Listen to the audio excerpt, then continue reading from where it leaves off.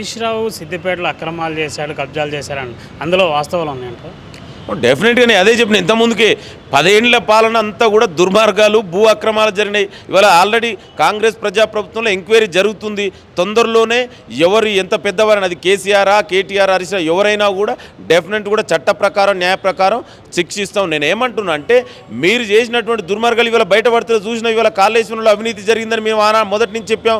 ఇవాళ అదే ప్రూవ్ అయింది. నేను చెప్పడం కాదు, కాగే రిపోర్ట్ ఇచ్చింది. ఇవాళ గొర్రెల స్కామ్ అంటే నేను ఒక్కొక్కటి చేసినటువంటి వాళ్ళ స్కామ్లన్నీ కూడా, చేపల స్కామ్, గొర్రెల స్కామ్ అన్నీ కూడా బయటపడుతున్నాయి. తొందరలోనే కేసీఆర్, కేటీఆర్ ఎవరున్నా కూడా జైలుకు ఒక తప్పదు. అంటే కేటీఆర్ ఇవాళ అధికారం కోల్పోయిన తర్వాత ఏదో ప్రభుత్వం మీద బట్టగాల్చి మీదేయాలని చూస్తుంది, కానీ ఇవాళ అవి ఏమి నడవదు. తెలంగాణ ప్రజలు ఇవాళ చాలా చైతన్యవంతమైనటువంటి తెలంగాణ ప్రజలు కాంగ్రెస్ ప్రజాప్రభుత్వం తీసుకున్నటువంటి నిర్ణయాలను అందరూ కూడా ఇవాళ హర్షిస్తున్నారు.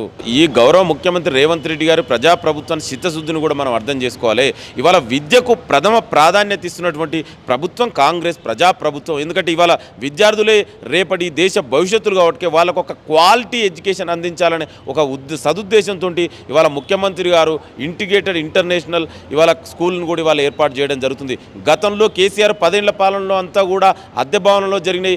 ఏ విధంగా విద్యార్థులు ఎంతమంది చనిపోయారో, కనీసం ఆనాడు చనిపోతే కనీసం మాట్లాడని కూడా కనీసం పరామర్శించనేటువంటి వ్యక్తులు గత మంత్రులు, కేసీఆర్ ముఖ్యమంత్రి. మళ్ళీ ఈ ప్రజాప్రభుత్వం డెఫినెట్ కూడా ఏదైతే సంఘటన జరిగిందో అది బాధాకరం. ఇవాళ ఆల్రెడీ ముఖ్యమంత్రి, మంత్రులుగా దాని మీద సమీక్షించారు. డెఫినెట్ కూడా ఇవాళ ఒక టాస్క్ ఫోర్స్ కమిటీ కూడా ఏర్పాటు చేయడం జరిగింది. దీని వెనుక ఒక రాజకీయ కుట్ర ఉందని మనం అర్థం చేసుకోవాలి. అంటే ఈ ప్రభుత్వాన్ని బదనాం చేయాలని అధికారం కోల్పోయినాక కేటీఆర్, కేసీఆర్ ఒక కుట్ర కోణంతో ఈ ప్రభుత్వం మీద బురద జల్లుతురు. అందుకే ఇవాళ డెఫినెట్ కూడా ప్రభుత్వం కూడా ఎంక్వైరీ స్టార్ట్ చేసింది. తొందరలోనే నిజాలు బయటకు వస్తాయి. నేను మళ్ళొకసారి మీ ద్వారా తెలంగాణ సమాజానికి కూడా విజ్ఞప్తి చేస్తున్నా, ఇవాళ ఇట్లాంటి సంఘటన జరగడం బాధాకరం. ఏదేమైనా కూడా మన అందరం కూడా ఇవి ప్రభుత్వం చిత్తశుద్ధితో ఉంది.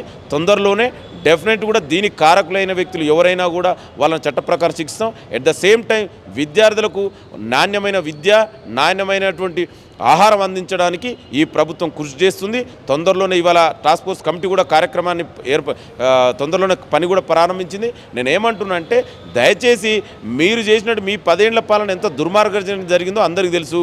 అంతే తప్ప ఇవాళ ఏదో ప్రభుత్వం మీద బురదలంతా చల్లినంత మాత్రంలా మీకేదో వస్తుంది అనుకుంటే అది పొరపాటు. డెఫినెట్ కూడా ఇవాళ ముఖ్యమంత్రి గారు ఈ విషయాన్ని చాలా సీరియస్ తీసుకురు. తొందరలోనే దీనికి అన్నిటి కూడా శాశ్వత పరిష్కారానికి ఏ విధంగా జరగాలో ఇవాళ ముఖ్యమంత్రి, మంత్రిమండలి ఆలోచిస్తున్నారు.